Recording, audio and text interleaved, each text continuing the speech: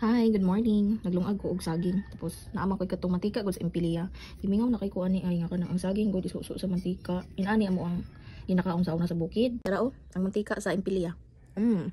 Suso na ko ang saging sa mantika. Mao ni amo ginakaon sa una sa bukid. Mingawon kay ko. Lami. Taon na. Nay mantika sa baboy ibahog na mo sa kanon. Ya. Tangan og tuyo. Na, sulbad na. Busog na. Kinabot sa bukid na mo sa una. Malipay na may nga naiimpilya pinaksan. Maihaw baboy. Kaya ang mantika ana. Darang mantika oh. Mo ni. Lami kaya? Lami. Kung siguro kung dili pa ka kaanad o kaunan ni ka nang magbidlian siguro ka. Pero ako kay anad din ani kay ay magita pobre man ta. Mantika sa baboy oh. Ay, sa akin mo si Kuan. Gagmay kay akong saging guys kay kuan man kanang saba.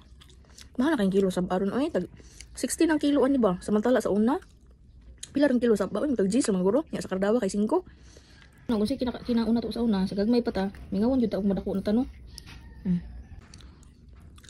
Ami kayo ang magdika sa baboy ibot nga ako asin gamay ba pampalasa kaman ninyo. Kami yung aman gitu eh. Ang kisa baboy. Kunya na nay. Nasilula na ani mo kaya nga ako dito na ate. Amo to na pinili. Salamat sa pagtanaw. Bye!